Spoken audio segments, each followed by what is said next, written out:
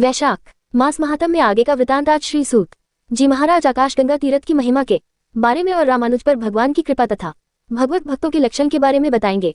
श्री सूत जी कहते हैं, हे तपोधन रामानुज नाम से प्रसिद्ध एक जितेंद्रिय विष्णु भक्त ब्राह्मण थे। धर्मात्मा रामानुज ने वानप्रस्थ आश्रम में स्थित होकर आकाशगंगा तीर्थ के पास में कठिन तपस्या की गर्मी में वे भगवान विष्णु का ध्यान करते हुए पंचाग्नि के बीच में स्थित रहते थे। वर्षा ऋतु में खुले आसमान के नीचे बैठकर मुख से हस्ताक्षर अर्थात ओम नमो नारायणाय इस मंत्र का जप और हृदय में भगवान जनार्दन का ध्यान किया करते थे तथा जाड़ों में जल के अंदर निवास करते थे। वे समस्त प्राणियों के हिताशी जितेंद्रिय तथा सभी प्रकार के द्वंद से दूर रहने वाले थे। उन्होंने कितने ही वर्षों तक केवल सूखे पत्ते खाकर अपना जीवन बिताया। कुछ समय तक केवल जल पर ही निर्भर रहे और कुछ वर्षों तक केवल वायु पीकर ही जीवित रहे। इसके बाद उनकी तपस्या से संतुष्ट होकर भक्त वत्सल भगवान विष्णु ने उन्हें प्रत्यक्ष दर्शन दिया। भगवान के हाथों में शंख चक्र गदा आदि शोभा पा रहे थे। उनके नेत्र विकसित कमल के दलों की तरह सुंदर थे। श्री श्री अंगों की दिव्य प्रभा कोटि कोटि सूर्य के समान थी। वे विनिता नंदन गरुड़ पर आरूढ़ होकर छत्र और चमर से सुशोभित थे। हार भुजबल मुकुट और कड़े आदि आभूषण उनके अंगों की शोभा बढ़ा रहे थे। विश्वक्सेन और सुनंद आदि पार्षद भगवान को सब ओर से घेर कर खड़े हुए थे। वीणा वेणु और मृदंग आदि बाजे बजाने वाले नारद आदि के द्वारा उनकी महिमा का गान हो रहा था। भगवान का ऐश्वर्य परम उत्तम रूप से प्रकट हो रहा था। वे पीतांबर से शोभायमान थे। उनके वक्ष स्थल में श्री लक्ष्मी जी का निवास था। श्याम मेघ के समान उनकी कांति थी। दोनों पार्श्व भाग में खड़े हुए सनक आदि महायोगी भगवान की सेवा में लगे हुए थे। अपनी मंद मुस्कान से तीनों लोगों को मोहते और अंगों की दिव्य प्रभा से दसों दिशाओं को सम्मानित और प्रकाशित करते हुए भक्त सुलभ दया निधान भगवान वेंकटेश्वर महामुनि रामानुज के समीप उपस्थित हुए। उन्होंने अपनी चारों बाहों से मुनि को पकड़कर अपने हृदय से लगा लिया और प्रेम पूर्वक कहने लगे कि महामुनि कोई वर मांगो, मैं तुम्हारी तपस्या से बहुत प्रसन्न हूँ। तुमने जो नमस्कार किया है उससे मेरा प्रेम और बढ़ गया है। अब मैं तुम्हें वर देने के लिए ही उपस्थित हुआ हूँ। तब रामानुज बोले, हे नारायण रमानाथ, हे श्रीनिवास जगन्मोह जल शिरोमणि, मैं तो आपके दर्शन से ही कृतार्थ हो गया। धर्मनिष्ठ पुरुष आपको नमस्कार करते हैं क्योंकि आप धर्म के रक्षक है, जिन्हें महादेव जी और ब्रह्मा जी भी नहीं जानते। तीनों वेदों को भी जिनका ज्ञान नहीं हो पाता, उन्हीं आप परमात्मा को आज मैं जान पाया हूँ। इससे अधिक और कौन सा वरदान मेरे लिए हो सकता है। प्रभु, जिन्हें योगी नहीं देख पाते, केवल कर्मकांडी लोग जिनकी झांकी नहीं कर पाते, उन्हें आप परमात्मा का आज मुझे प्रत्यक्ष दर्शन हो रहा। इससे बढ़कर भला मेरे लिए और क्या हो सकता है। संपूर्ण जगत के हे स्वामी वेंकटेश्वर, मैं तो बस इतने से ही कृतार्थ हो गया हूँ, जिनके नाम का स्मरण करने मात्र से ही बड़े बड़े पाप की मनुष्य भी मुक्ति को प्राप्त हो जाते हैं। उन्हीं भगवान जनार्दन का आज मैं प्रत्यक्ष दर्शन कर रहा हूँ। प्रभु, आपके युगल चरणारविंद में मेरी बस इसी तरह से अविचल भक्ति बनी रहे। आप बस मुझे यही वरदान दीजिए। तब श्री भगवान कहने लगे, महामते रामानुज, मुझ में तुम्हारी दृढ़ भक्ति हो। हे ब्राह्मण, मेरी कही हुई दूसरी बात भी सुनो। जब सूर्य मेष राशि में स्थित हो जाते हैं, उस समय चित्रा नक्षत्र से युक्त पूर्णिमा होने पर जो लोग आकाशगंगा में स्नान करते हैं, वे पुनरावृत्ति रहित परम धाम को प्राप्त हो जाते हैं। रामानुज, इसलिए तुम आकाशगंगा के समीप ही निवास करो। पूर्व जन्मों के अनुसार प्राप्त हुए इस शरीर का तुम्हें अंत होने पर मेरे स्वरूप की प्राप्ति होगी। इस विषय में बहुत कहने की क्या आवश्यकता है। आकाशगंगा की शुभ जल में जो कोई भी स्नान करते हैं, वे सभी उत्तम भगवत भक्त हो जाते हैं। तब रामानुज ने पूछा, भगवान, भगवत भक्तों के लक्षण क्या है, किस कर्म से उनकी पहचान होती है। मैं आपके श्री मुखारविंद से इस विषय को सुनना चाहता हूँ। तब भगवान वेंकटेश बोले, मुनि श्रेष्ठ, तुम भगवत भक्तों के लक्षण सुनो, जो सभी प्राणियों के हिताशी है, जिनमें के दोष देखने का स्वभाव नहीं है, जो किसी से भी ईर्ष्या नहीं रखते और ज्ञानी निष्पृह तथा शांत चित है। वे श्रेष्ठ भगवत भक्त हैं, जो मन, वाणी और क्रिया द्वारा दूसरों को कभी पीड़ा नहीं देते और जिनमें संग्रह करने का स्वभाव भी नहीं है, तथा उत्तम कथा सुनने में जिनकी सात्विक बुद्धि हमेशा तत्पर रहती है। और जो मेरे चरा बंधुओं के भक्त हैं, जो उत्तम मानव माता पिता की सेवा करते हैं, देव पूजा में सदा तत्पर रहते हैं, जो भगवत पूजन के कार्य में सहायक होते हैं और पूजा होती देखकर मन में आनंद मनाते हैं, वे भगवत भक्तों में सर्वश्रेष्ठ हैं। जो ब्रह्मचार्य और सन्यासियों की सेवा करते हैं तथा दूसरों की निंदा कभी नहीं करते, जो श्रेष्ठ मनुष्य सबके लिए हितकार्य बोलते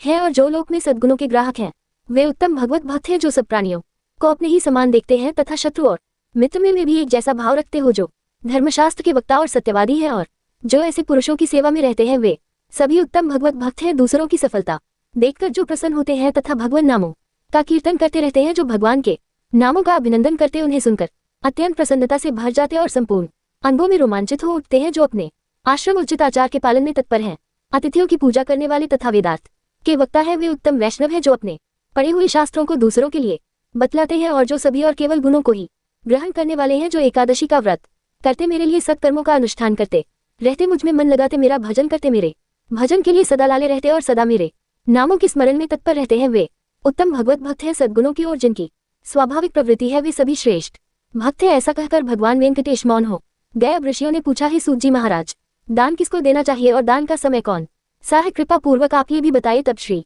सूत जी कहने लगे, हे ब्राह्मणों, नपुंसक, पुत्रहीन, पाखंडी, वेदवेता हो तथा ब्राह्मणों से द्वेष रखने वाले और अपने वर्णाश्रम उचित कर्म का त्याग करने वाले पुरुष को दिया हुआ दान निष्फल होता है। जो पराई स्त्रियों में आसक्त है, दूसरों के धन का जिसके मन में बड़ा लोभ है और जो गीत गाने वाला है, ऐसे ब्राह्मण को दिया हुआ दान निष्फल माना जाता है। जिसके मन में दोष दर्शन का भाव है, जो कृतघ्न और मायावी है, जिसमें ज्ञान का भाव है, जो सदा भीख मांगने वाला है, हिंसक है, जो नामवेद और स्मृति बेचता है, धर्म का व्यापार करता है और दूसरों को सताना ही जिसका स्वभाव बन गया है, ऐसे ब्राह्मण को दिया हुआ दान भी निष्फल होता है। जो कोई भी पाप में संलग्न रहने वाले हैं, उनसे न तो कुछ लेना ही चाहिए और न ही उन्हें कुछ देना चाहिए। उत्तम कर्म में तत्पर क्षत्रिय, अग्निहोत्री, जीविकाहीन, दरिद्र या फिर कुटुंबी ब्राह्मण को ही दान देना चाहिए। जो देवताओं की पूजा में लगा रहने वाला और पुराणों की कथा बाँच वाला है, ऐसे ब्राह्मण को उनमें भी प्रायः जो दरिद्र हो उन्हें दान देना उचित है। पाखंडी, पतित, संस्कार भ्रष्ट, वेद बेचने वाले, कृतज्ञ तथा पाप परायण ब्राह्मण को तो कभी प्रणाम तक न करे। जो स्नान कर रहा हो, जिसके हाथ में समिधा और फूल हो, जिसने जलपात्र ले रखा हो और जो भोजन कर रहा हो, ऐसे व्यक्ति को भी प्रणाम न करे। जो कलह प्रिय, अत्यंत क्रोधी, दमन करने वाला, जन समुदाय के बीच में स्थित रहने वाला, भिक्षान्नधारी और सोया हुआ हो, उसे भी प्रणाम न करे।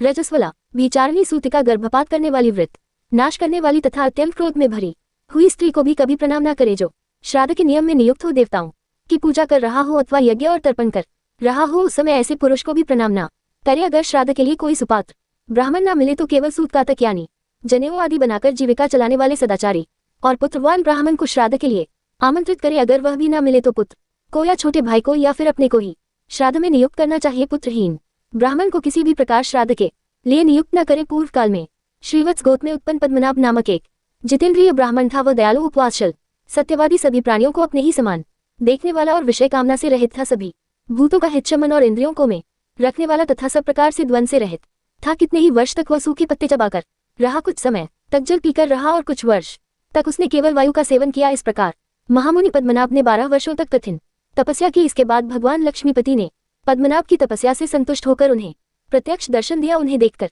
पद्मनाभ मुनि ने उनकी स्तुति की। चक्र तीर्थ निवासी पद्मनाभ मुनि के द्वारा स्तुति किए जाने पर परम ऐश्वर्यशाली विश्वरूप दयानिधान वेंकटनाथ भगवान श्रीनिवास जी बहुत संतुष्ट हुए और बोले, महाभगवद, इस चक्र तीर्थ तट पर मेरी पूजा करते हुए तुम एक कल्प निवास करो। ऐसा कहकर भगवान वही अंतर्ध्यान हो गए। तब से परम बुद्धिमान पद्मनाभ मुनि चक्रतीर्थ के किनारे ही निवास करने लगे। कुछ समय के बाद वहां एक भयंकर राक्षस आया। वह क्रूर भूख से पीड़ित होकर नारायण परायण पद्मनाभ मुनि को अपना भोजन बनाना चाहता था। उसने बड़ी तेजी से ब्राह्मण को पकड़ लिया। तब उन्होंने शरणागत के रक्षक दयासागर चक्रपाणी नारायण को पुकारा और बार बार ऐसा कहा, प्रभु रक्षा कीजिए, रक्षा कीजिए, हे वेंकटेश, हे दया सिंधु, हे शरणागत पालक, हे पुरुष सिंह, मैं राक्षस के वश में आ गया हूँ, मेरी रक्षा कीजिए प्रभु। हे लक्ष्मीकांत, हे दुखारी, हे विष्णुदेव, हे बैकुंठनाथ, हे करुध्वज, आपने ग्रह के चंगुल में फंसे हुए गजराज की जिस प्रकार रक्षा की थी, उसी प्रकार इस राक्षस के आक्रमण से दबे हुए मुझ भक्त की भी रक्षा कीजिए। हे दामोदर, हे जगन्नाथ, हे हिरण कश्यप दैत्य का मर्दन करने वाले नरसिंह, प्रहलाद जी की तरह मैं भी राक्षस के द्वारा अत्यंत पीड़ित हूँ, इसलिए उन्हीं के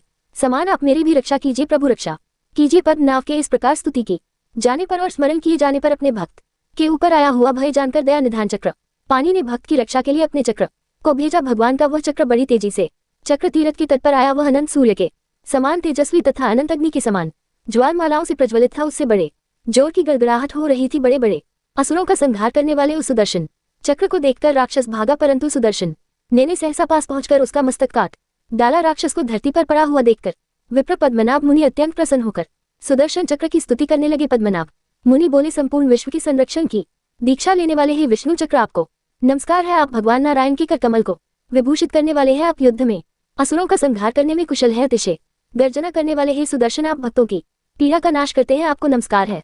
मैं भय से व्याकुल हूँ, आप सभी प्रकार के भय पाप से मेरी रक्षा कीजिए। स्वामीन, हे सुदर्शन, हे प्रभु, संकट से मुक्ति चाहने वाले संपूर्ण जगत का हित करने के लिए आप सदा ही इस चक्र तीर्थ में निवास कीजिए।